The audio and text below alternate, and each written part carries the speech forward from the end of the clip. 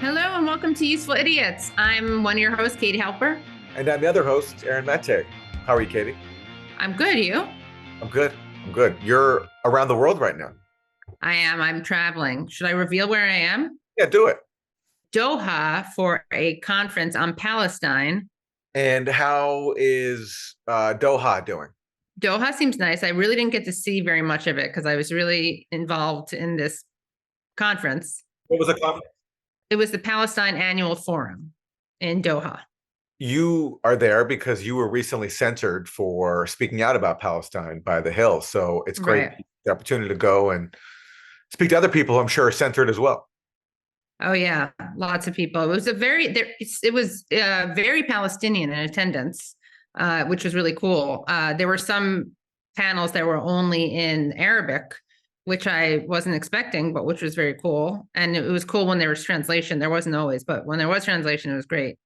All right. Well, as you know, you can go to usefulidiots.substack.com to support us and get bonus content. And among the features you get is access to the Absurd Arena, where you interact with us and other useful idiots and get to ask us questions. So, Wilson, what do we have this week from the Absurd Arena? So last week in our excellent interview with Darsha Narvaez, Aaron, you had the quote that Useful Idiots has an audience that really cares about the world and that they're troubled about the state of the world right now. And living in New York City, the problem that I notice the most is the homelessness crisis.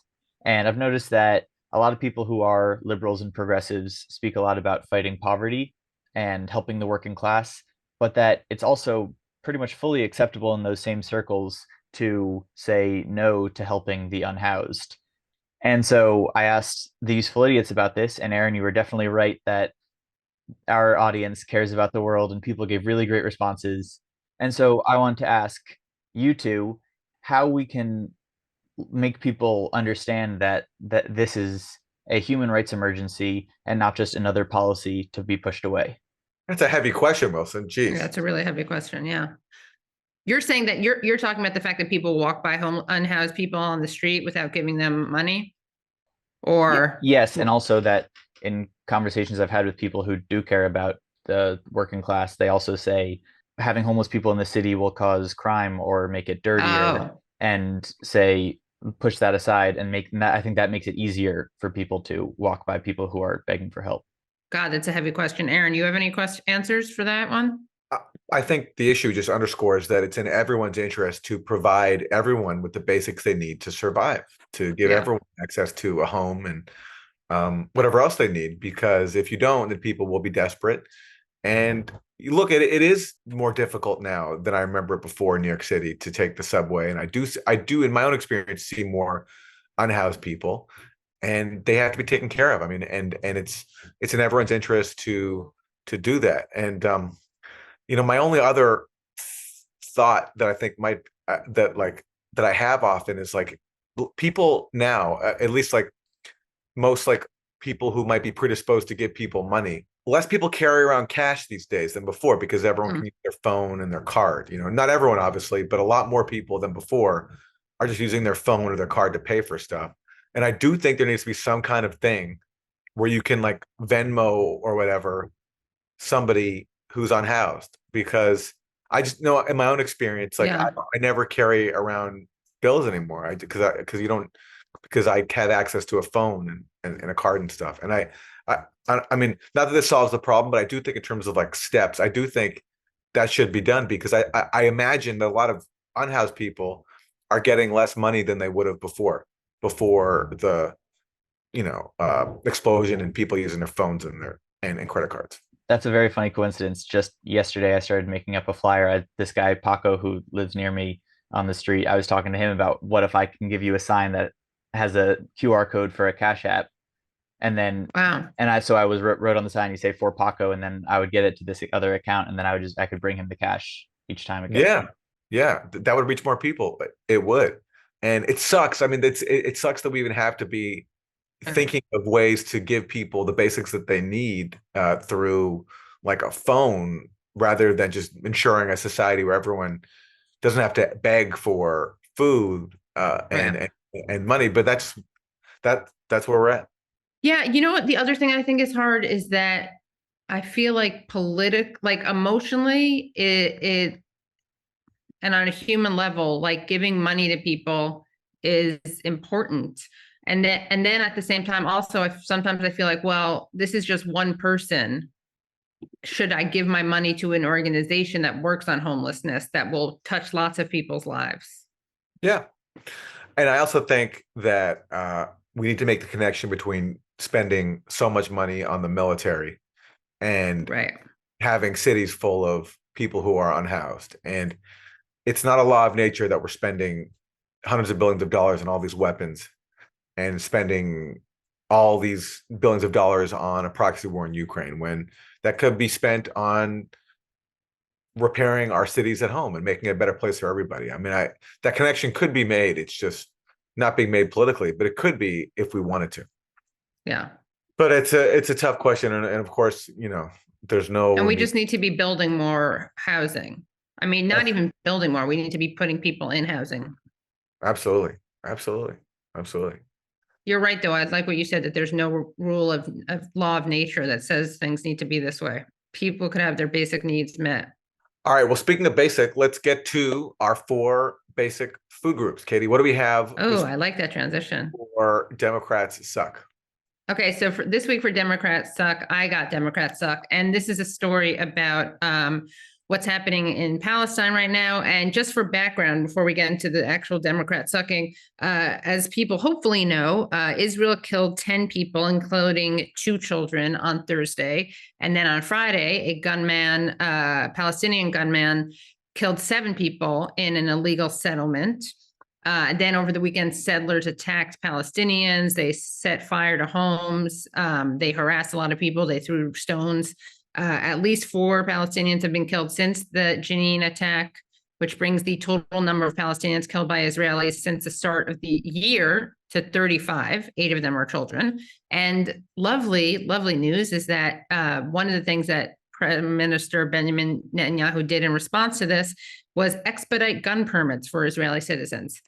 Now, I'm going to go to journalist Sana Saeed, who has a great little video breaking down the differences in the ways that the State Department responded to the killing of Palestinians and the killing of Israelis.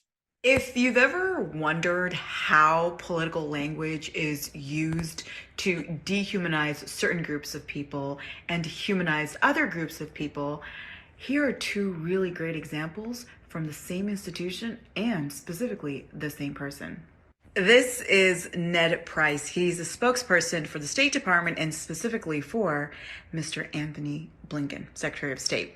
Now, here is a tweet that was just published with regards to the shooting that took place in the synagogue earlier today in occupied East Jerusalem. Note how Israelis are humanized.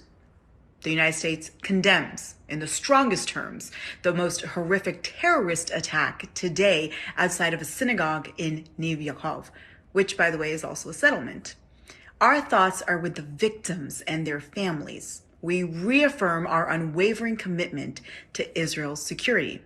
Israeli humanity and its right to violence is reaffirmed repeatedly, word by word, in this tweet. It's very emotional language.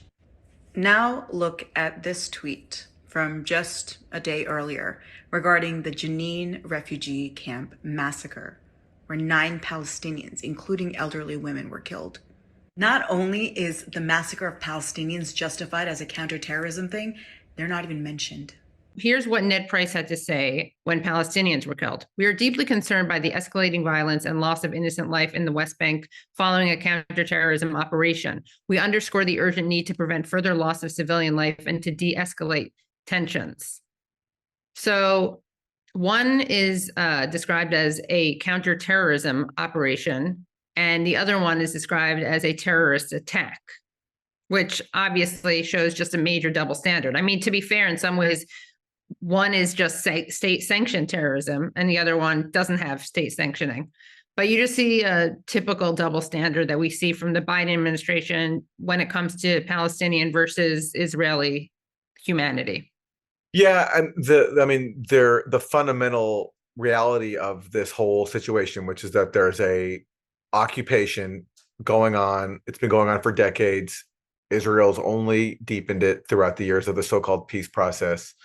That is not acknowledged. And there's a Right. certain, it's actually not only is there parity given to two sides that aren't equal, because there's an occupied and an occupier, and those sides are not equal.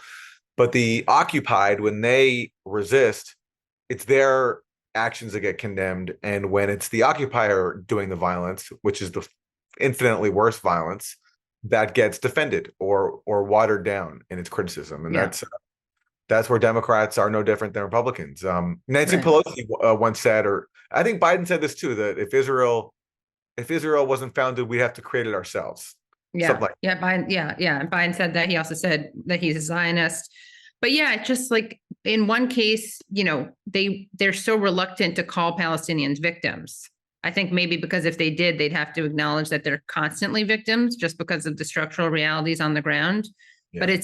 it's telling that he says our thoughts are with the victims and their families when it's Israeli victims. And when Right. it's Palestinian victims, it's just the loss of innocent life. Yeah. It's kind of abstract. There are no people there. It's just an abstract thing, like the loss of life. Yeah, that sucks, but it's not a very emotional thing the way that individual victims are. Absolutely. Absolutely. And he also makes it seem like by calling it a counterterrorism operation, it's an inevitability, or it's it's collateral damage for something that had to happen. So a lot of whitewashing, sanitizing, double standards, none of which is surprising. And this is what you called out in your monologue for the Hill that got Yeah. censored, right? That's the Right. kind of dynamic you were speaking about, right? Yeah, the fact that there's an apartheid state there and people pretend that it's not that. People pretend it's normal and that Israel is just pursuing security. And of course, they're pursuing security when you're an occupying power and you're pursuing security, you're actually terrorizing people. And as he said, there's no parity. And anyone who says both sides, anyone who talks about clashes, anyone who talks about violence in general, as if there's some kind of level playing field, is actually engaged in propaganda. Both sides is the wrong side. Yeah, both sides is the wrong side. And that doesn't mean that we are dismissive of human life if it's on one side versus the other. That's not what we're talking about. We're talking about why one side is constantly living under the boot of the other side. Yeah, exactly. And it's interesting that the shooter, the Palestinian, his grandfather was killed by a settler. Not surprising at all. Right. All right. So for Republican talk, let's go to Senator Marco Rubio of Florida. President Biden is reportedly close to issuing an executive order when it comes to restrictions on U.S. investments in China, but there's concern about risking further escalation. What's your view on how far that action should go? The Chinese have found a way to use capitalism against us. And what I mean by that is the ability to attract investment into entities that are deeply linked to the state. That military commercial fusion that exists in China is a concept that we don't have in this country. We have contractors that do defense work, but there is no distinction in China between advancements in technology, biomedicine, whatever it might be, and the interests of the state. So I love that. I love the idea that like someone else is using capitalism against us, when capitalism is just supposed to be about open market and, the best capitalist wins. But even funnier is when he complains that China has this horrible dynamic where the state and capital are intertwined. Unlike us, we don't have that at all. So our military is completely separate from the private sector. Even though, just looking at personnel, like right now, our Pentagon Secretary, Lloyd Austin, what is he? A former Raytheon executive. And you can go down the list, and there's, of course, a revolving door between industry and government in the U.S. Right. Marco Rubio wants to pretend as if that's just a Chinese issue. What's it called? The Chinese wall? Yeah, Chinese wall. It's a Chinese wall or ethical wall. Is an information barrier protocol within an organization designed to prevent exchange of information or communication that could lead to conflicts of interest. Just ironic. Yeah, so Marco Rubio is basically pretending as if this wall exists in the U.S. Right. China, and that's why China's using capitalism against us. Well, he should Right. take a look at the balance sheet of the military-industrial complex, which is raking in billions of dollars and has plenty of people who have cycled in and out of government, because that's how it works in the U.S. as well. Do you think he just expects people not to actually pay attention to what he's saying? I don't think he even thinks about that because he knows that no one's going to challenge him. Like no journalist is going to challenge him for speaking that way about an official enemy. So he can say whatever he wants. And Yeah. speaking of firewalls, I mean, like that whole bubble is completely walled off from any type of criticism or critical thinking. So yeah, he can say whatever he wants. So disturbing.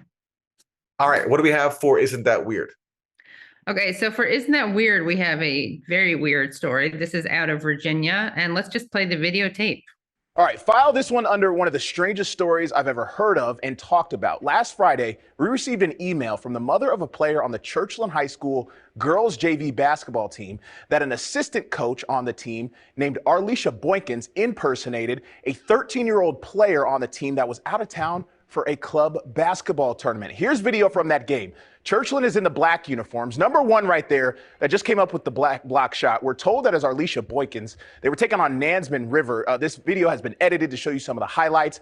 Arlisha is apparently a 22-year-old young woman going up against 14 and 15-year-old girls. Now, we have confirmed that Boykins is no longer an employee of Portsmouth Public Schools. And since this game, the student athletes on the team and parents decided to just end the season. They will not be playing any more games this year. Portsmouth Public Schools did launch an investigation into this matter. The details have not been revealed by officials quite yet. Now, I spoke with the father of the 13-year-old girl that was being impersonated. Here's what he had to say about his reaction when he heard the news. Coaches, always preach to the kids, about integrity and those type of things. So I was just shocked. I just need, an apology, because I haven't yet received one from, the overseer of the program or nothing. He just came out and just told us the stipulations of what was going to happen, but there was no apology issued personally to us, even in his presence. We're going to follow up with this story if more information comes out. Those parents told me today that they are simply just seeking an apology from Churchland school officials. This is very upsetting to the girl who was impersonated, and she's decided she doesn't want to go back to that school. Wow, she's quitting school. Well, that school at least. Yeah. I hope. Well, I mean, I hope she's not dropping education altogether. But that must have been a weird thing for these kids to experience. Their coach coming out pretending to be one of them. I mean, so my problem is I very much relate to that coach because, I play basketball. It's my favorite sport. I played it for a long time and I love the game. And I can imagine being out there and you see this opportunity to play and, you want to maybe redeem yourself for your own high school experience where you maybe didn't play as well as you wanted to. So there's your opportunity and you get to go out there and show people what you got. So I very much relate. I do. So for Aaron, this isn't that relatable? It's not isn't that weird, but isn't that relatable? Isn't that inspiring? At first, I thought it was like a scary story where the woman like kidnapped the person, like when she said impersonator to her. I thought she had like tied her up and put her in a closet or something. I didn't realize she just took advantage of her absence. But yeah, if you love the game, you're willing to go to great lengths for the game. Yeah. I mean, this is a step too far, but again, relatable. I have to. She should have not scored so much, though. She got cocky. She did. She got a little too cocky. Maybe she could have gotten away with it if she hadn't dominated to such an extent. Yeah. But I don't know what she thought would happen. Like no one would notice. Yeah, I guess she thought she could get away with it. But she got caught, and we have the footage. Yeah, I mean, there's something. I'm sure it was a really tough experience for the young people involved, but there's something really fun too. I know there is. Yeah. All right, for Isn't That Terrible? Check out this video. This was tweeted out by Russell Brand, and check out what he found.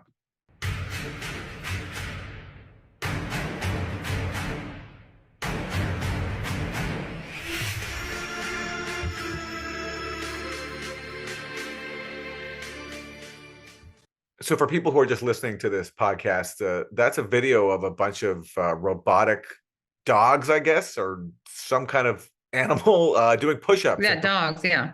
Yeah. And Russell Brand tweeted this out and asked, what are they preparing for? That's a great question. What are they preparing for? And whenever I see these things, they're that's very jarring. Like, do we need to have a room full of robotic dogs, preparing for what looks like some sort of physical challenge or even battle? It just looks like they're coming to get us. Well, I think they're trying to use those for policing. Oh, okay. Which is really scary. Yeah. I mean, with all that's going on in the world, do we need to introduce the robot dogs right now? I'm not so sure. No. Yeah.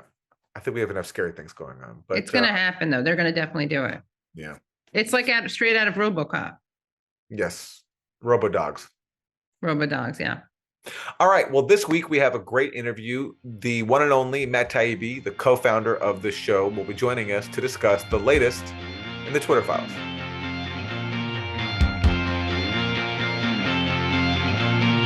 Well, we are so excited whenever we have the chance to bring back into the fold, onto the motherboard. I don't even know if that works. Onto the mothership. Journalist Matt Taibbi. Hi, Katie. Hi, how are you? Do we have like a sign-on tag? I can't remember. Like, did we have like a shtick at the beginning? I don't know. Did we? Been like 5 million. Welcome to Useful Idiots. Hi, welcome to Useful Idiots. I'm your host, Katie Hopper, and this is my co-host, or this is the other host. I think I'd say that a lot. This is the other host. Yeah. People like our awkward openings, but Aaron does not like it. Aaron likes a very scripted opening. So he's probably squirming. He has the whole democracy now. He wants it to flow like right. Like a real news program. He wants us to talk about. Right. Talk about banks. Yeah. But no, people, I think with you and me, Katie, I think people really like the awkward energy. Yeah, exactly. The two of us, right? Like we were always sort of on many levels. So yeah. So people are going to be so thrilled. All right, and that's a wrap. Thanks so much for coming. It's been great. Yeah. Well, we've invited you on because we wanted to. We thought it would be a good time to have on a Russian troll, and you're obviously one of those. But in all seriousness, please do tell us about your latest revelation, your latest Twitter files drop. So the latest one I did, Katie, was about this. I think we must have talked about this group on the show, Hamilton 68. I think so, yeah. Because at the time, actually, I guess we started the show after this, right? This was basically a think tank that was had some mysterious origins, which I'm hoping to get into a little bit next week. But it was one of the first sort of confluences of Bush Republicanism and Clintonian Democrats. It was a think tank that it's like multiple layers of them. There's the German Marshall Fund, then there's this thing called the Alliance for Securing Democracy, which was created by a sort of blue-red pair. There's Jamie Fly, who is a longtime Marco Rubio sort of right-hand man. And then Laura Rosenberger, who was the senior foreign policy advisor for Hillary for America. And they had this kind of, you got your chocolate and my peanut butter thing, where they sort of banded together against Trump and the Russian invasion and all that, and created this thing called the Hamilton 68 dashboard, which was designed to track quote unquote Russian disinformation and Russian influence activities. Just randomly going through some Twitter emails looking for something completely different, I've sort of found this lengthy exchange between the senior Twitter executives basically saying that this whole thing was a fraud and that there's nothing to it, and that the Hamilton 68 dashboard, which is based on 600 accounts that they said were linked to Russia, and that if they outed, Russia would shut down. It turns out to be mostly Americans, Westerners, Canadians, British, etc., real accounts of real people with very limited followings, and then like RT and Sputnik. The whole thing was a sham. So it was like a factory producer of wrong news stories. And the amazing thing about it is that you have these quotes in the emails from people like Yoel Roth saying, "We need to call this out for the bullshit it is." I mean, you never get something. Yoel Roth from Twitter. Yeah, from Twitter, exactly. I mean, it's just if you work in journalism for decades, you might get something this satisfying like 10 times. I don't know, maybe. But I think this is a real thing. And then I think now it seems like it might be leading to some other places too, which is cool. And you saw when people were saying, when Yoel Roth was saying we need to call this out as bullshit, he got pushback from other people at Twitter who were saying, actually, we can't push back too much. Why were they afraid to push back too much? So yeah, I sped over this, but the Alliance for Securing Democracy is a very powerful, connected organization. If you look at their advisory council, it's like an amazing rogues gallery of intelligence creatures. It's got the former DHS chief Mike Chertoff, former acting CIA head Michael Morrell, who was going to be Hillary's CIA chief. And then there's a former deputy NSA chief in there. There's some other folks. There's Bill Kristol. There's John Podesta. So this is an outfit that's very connected to the political establishment and the intelligence community, and they were afraid of making enemies of this group, which was very also connected to Congress and particularly the Senate Select Committee on Intelligence. And they didn't want to go to war with them publicly. So you see all these emails where, once in a future White House spokesperson Emily Horn, who's working at Twitter at the time, is saying things like, we need to proceed carefully with ASD. So it's basically they know it's a sham, but they're afraid to say it publicly. I was going to ask you to share some of the people who they named, who they've discovered on this list that they wouldn't publish.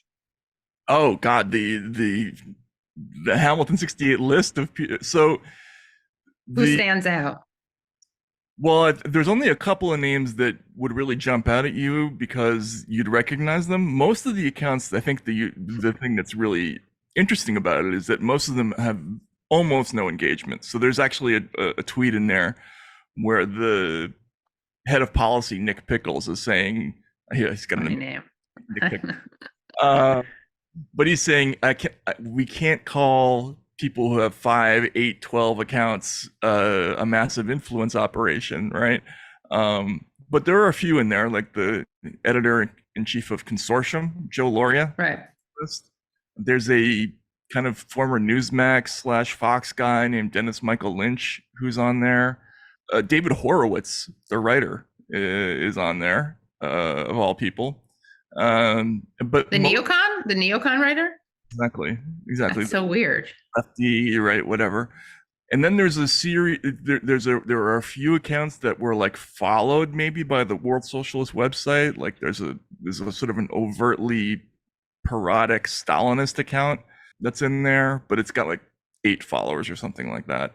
And then there's a ton of these sort of small organic Trump accounts with names like at Trump Dyke, believe it or not, or Classy Lady for DJT. There's lots of those, and I contacted a bunch of those folks, and they are what they profess to be. I talked to a 73-year-old grandmother in Florida who's, I think she calls herself Ultra MAGA Dog Mom or something like that. So these are real people, and they're from all over the world, but mostly America. It's just very striking that that they would end up on a list like this. I should add, there's also a lot of sort of smaller, like very small media operations on there, like the Sirius Report. I don't know if you've ever heard of that, but if you look it up on Twitter, you'll find there's a bunch of things like that might be like retweeting RT, but they're real, so that's what's on the list. And that Lebanese woman. Yeah, there's a woman I talked to named Sonia Mansour who grew up in Lebanon. She told a story about as a girl, her village was attacked by, I guess there was Christian militias, right? Christian militia, yeah, and her father, they were trying to get out of the house, and her father was sort of advising her to get rid of all of their sort of pro-leftist books, because they were afraid of having their political beliefs known, and especially her being a woman, they were afraid of like things that would happen to her, and they fled the country, and she ended up actually in Canada. And she was telling me the story, and she basically saying that this is the first thing I thought of when I heard I was on this crazy digital blacklist, is after all that, to come to a free country and have that happen to you is just completely crazy.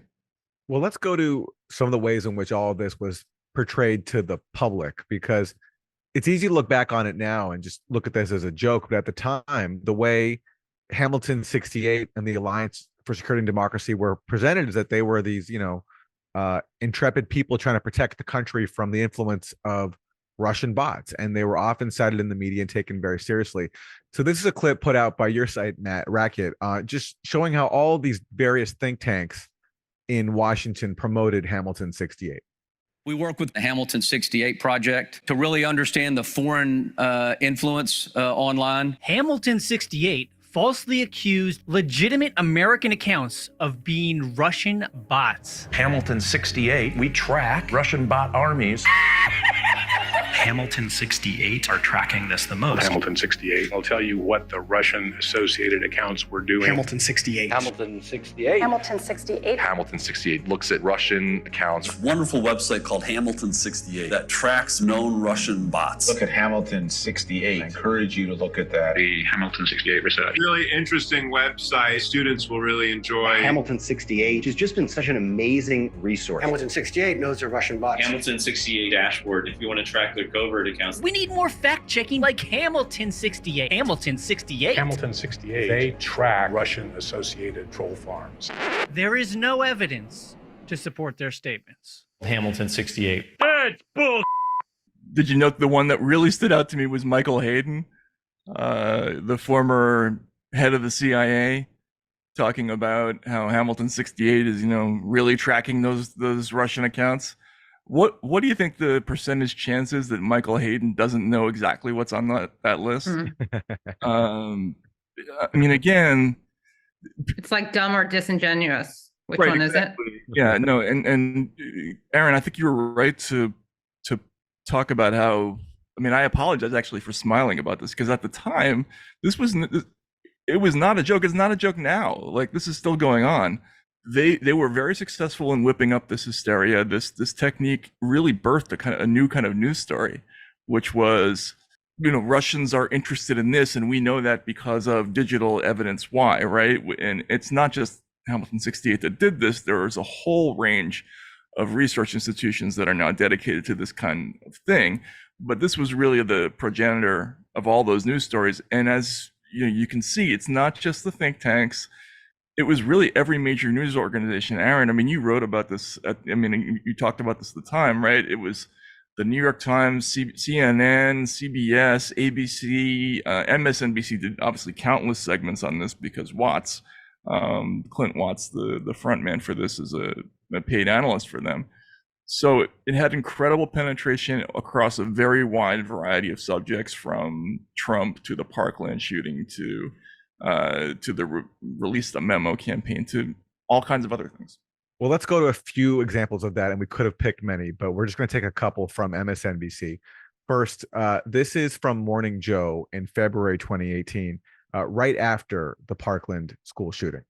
Kremlin-linked accounts flooded Twitter, using hashtags like Parkland and Gun Control Now to get into trending conversations. According to data collected by the nonpartisan dashboard Hamilton 68, the trolls then added more incendiary hashtags and explosive imagery to drive their readers to more partisan conversations. Yeah, none of this is normal. Also, we keep talking about how the Russians tried to interfere in our last election. Well, they're interfering, and the interference continues.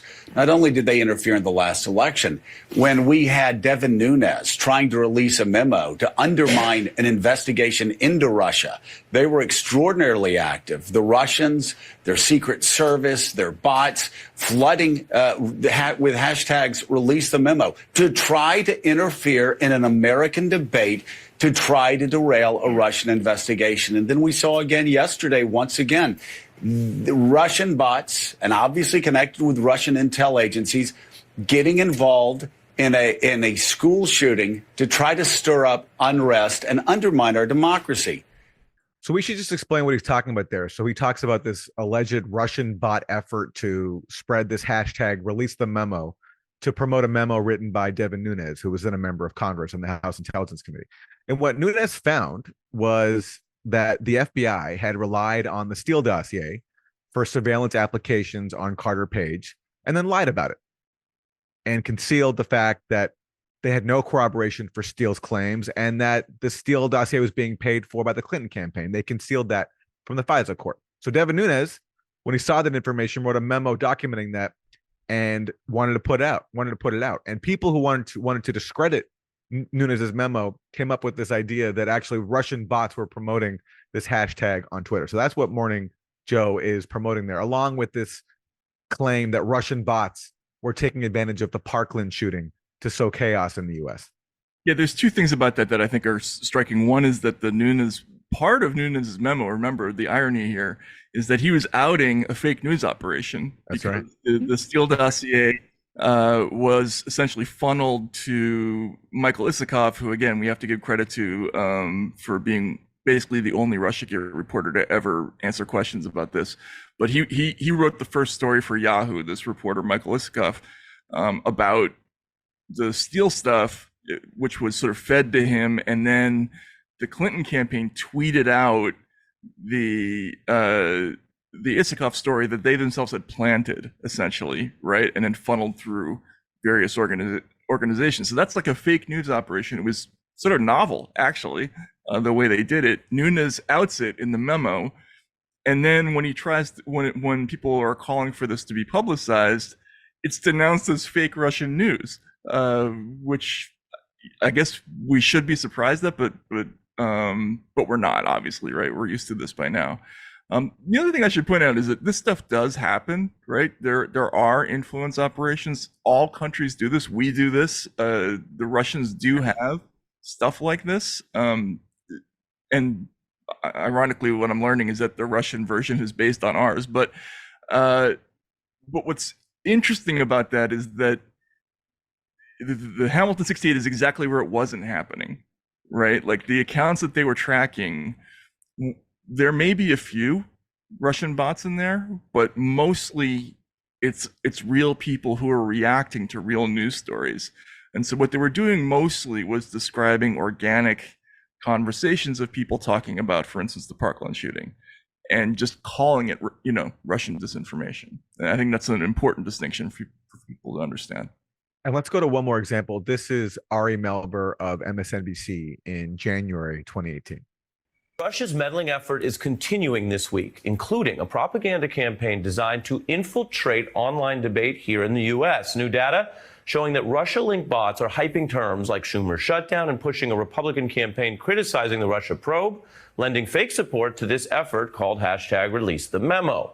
Now, that is big news. Now, while Donald Trump weirdly denies his own intelligence agency's findings that Russia meddled over a year ago, this is a report that they're meddling this week.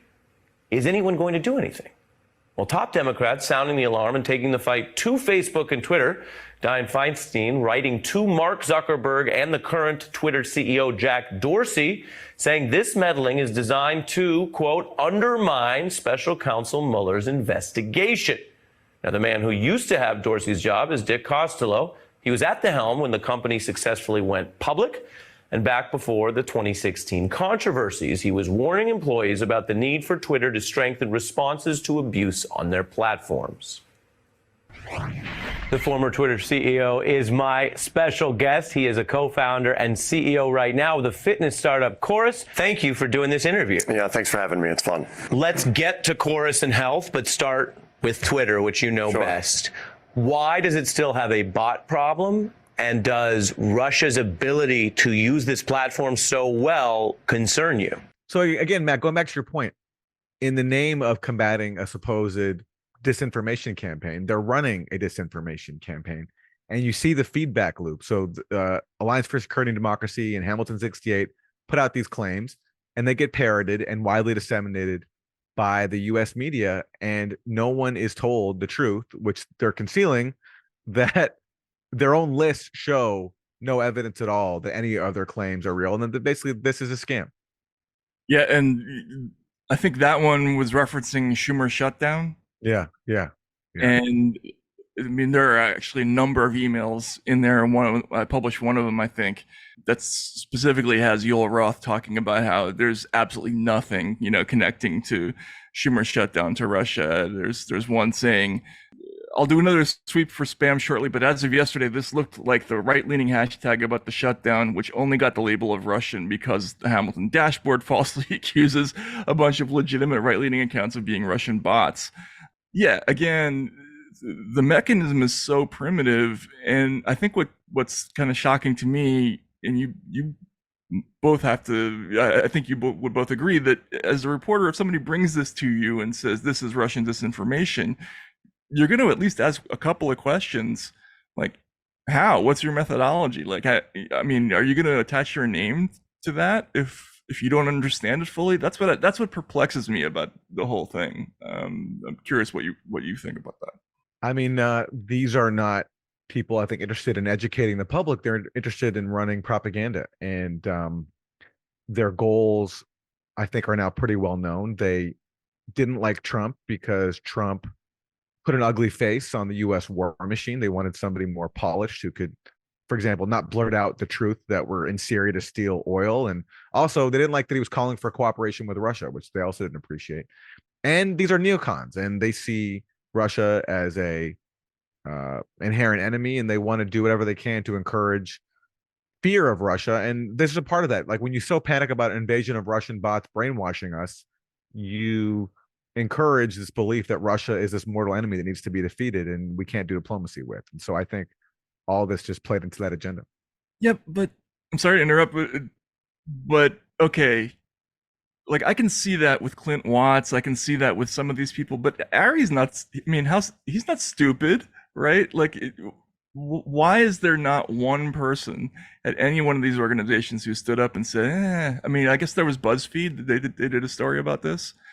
But did BuzzFeed criticize it, or do they promote it? They did. Okay. Yeah, they criticized. Yeah, you talked about that, Matt. Mm-hmm. Miriam Elder. They called it. They cursed it. Didn't they say bullshit or something? They used some. This is not to mince words. Bullshit. Yeah.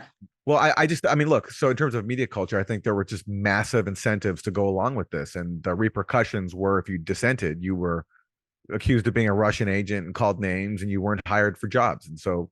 It created a culture where people were just incentivized to drink the Kool-Aid. I think some people actually lose track of where they're getting their information from and hear it perpetuated so many times that they actually just think it's true. And then I think some people who, I mean, this is always a fascinating question. It's hard to really get to the answer about people's inner psychology. But I do think some people really believe it. Some people are convincing themselves. Some people think that they're cutting corners, but they're doing it in order to save democracy.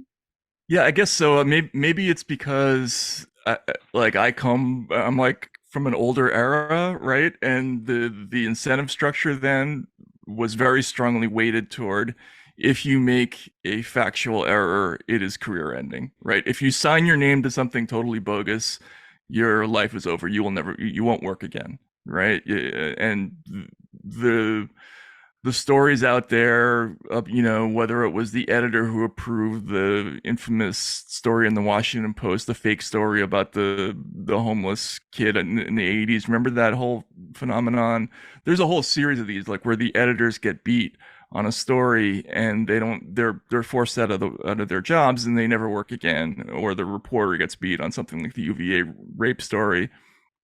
And it's very difficult to keep working, right? So you have this built-in fear of signing your name to anything that's fake that was always, I think, previously at the forefront of most journalists' belief systems. So that's what I don't get about some of these, for instance, MSNBC broadcasters. I can see silently not saying anything, but it's something else entirely to put your name on it. That's the part I don't get. Maybe they just thought the truth would never come out. I guess, but well, maybe. I mean, I just wonder about, Matt, listen, Matt, either you have integrity or you don't. I think that's what it comes down to. And if you don't have integrity, then you're going to overlook your own critical faculties to be able to keep your status. And if you have a show on MSNBC, you're rewarded with a lot of money and some attention and a studio. It's nice to go into a studio. It is. Instead Don't of you doing miss this that, from Matt? instead of doing this from your apartment. Yeah. So Yeah. that factors in. Not everyone can stomach doing a podcast from their apartment. So our home. Yeah. And the cool thing is for them is there are no consequences, as you say, right? No one gets fired for parroting propaganda campaigns like Russiagate and this iteration, the Hamilton 68 dashboard. In fact, you get rewarded. So, it comes down to, can you look yourself in the mirror? And some people can. And I'm sure they point to all the benefits they get from going along with this as justification. Well, this might be a good moment to point out the story by Jeff Gerth this week. Yes. In the Columbia Journalism Review.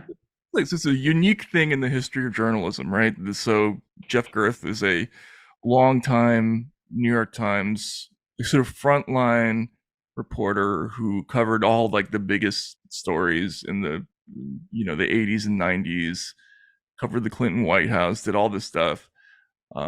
As credentialed as a reporter gets, drops a 20,000 word story in the Columbia Journalism Review, fights for it for years, works on it for years. And it's that book length treatment is just a catalog of errors, and it's full of on the record comments by people like Bob Woodward, who talks about going into the New York Post newsroom, or the Washington Post newsroom, and warning people away from the Steele dossier stories and having everybody just tune them out. There's one thing like that after the other, and the entire business is freezing them out. As we record this, it's like 2 days afterward. And has anybody picked it up? No, nobody in media has picked up, has done even a 30-second segment about 20,000 words in the Columbia Journalism Review, which just, I mean, it's incredible.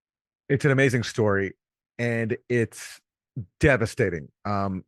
You can tell that a lot of work went into the story because Jeff Gerth goes into so many of the different iterations of Russiagate and shows how the media parroted unsupported claims. And then whenever evidence came out that undermined the innuendo that they supported about a Trump-Russia conspiracy and that Mueller was closing in on it, they just ignored it. They did not print the facts that undermined all the conspiracy theories that they were promoting. And you see a refusal to reckon with what they did. So Jeff Gerth contacted dozens of journalists and editors, and he says that he heard back from about half of them.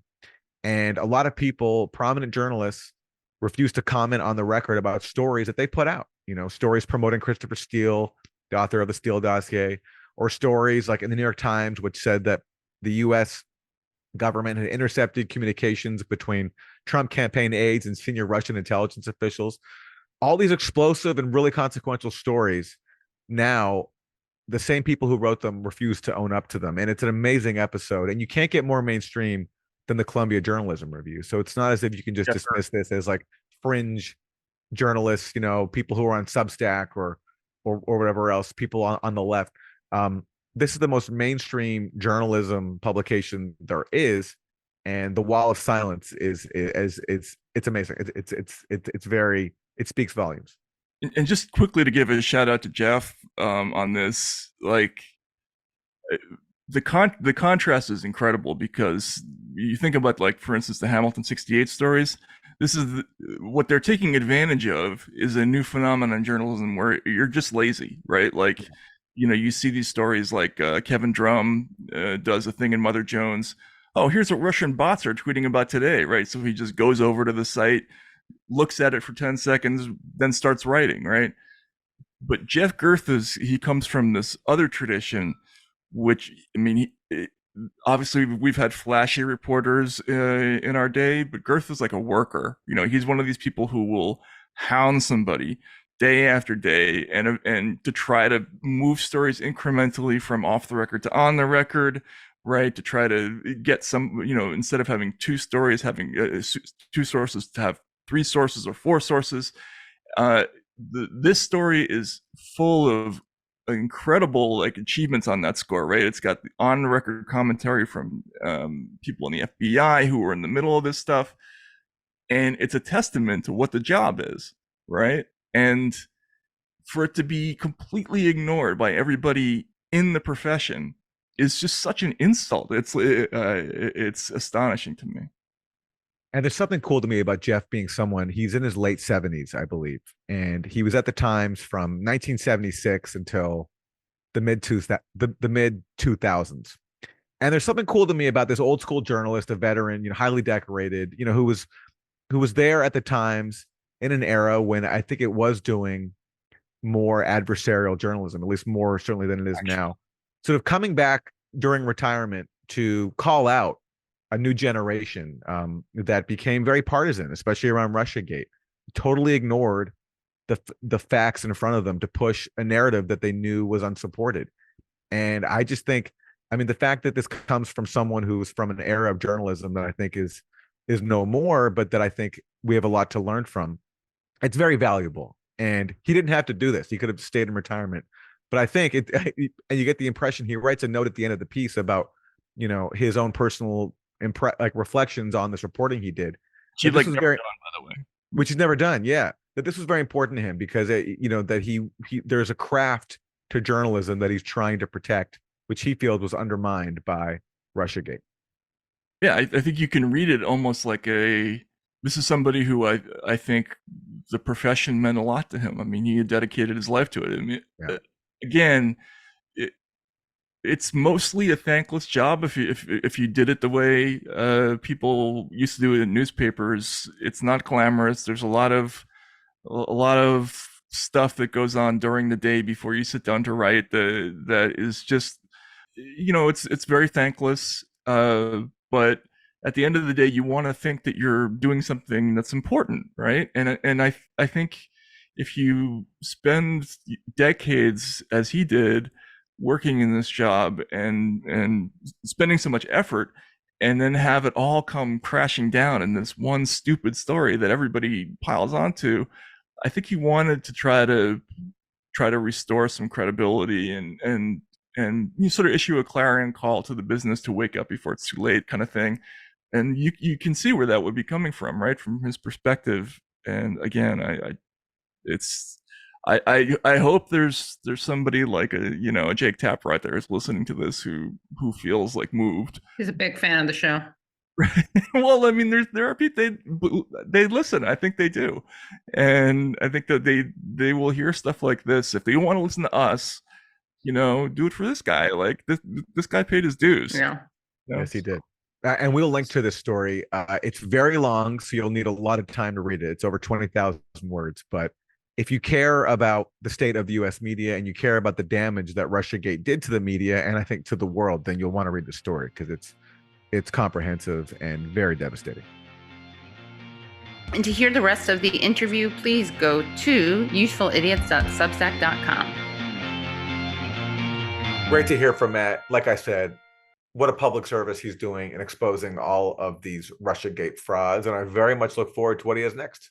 He teased it. You heard it here first, guys. He teased it here first, which is yet another reason you should become Substack supporters, because you'll hear an exclusive tease that he does on this show. He doesn't do it anywhere else. And he gives us a hint about what's coming next, and it's going to be good. And that's right. Go to usefulidiots.substack.com to subscribe for bonus content. Also find us on Locals, and we'll see you next time. Bye, everyone.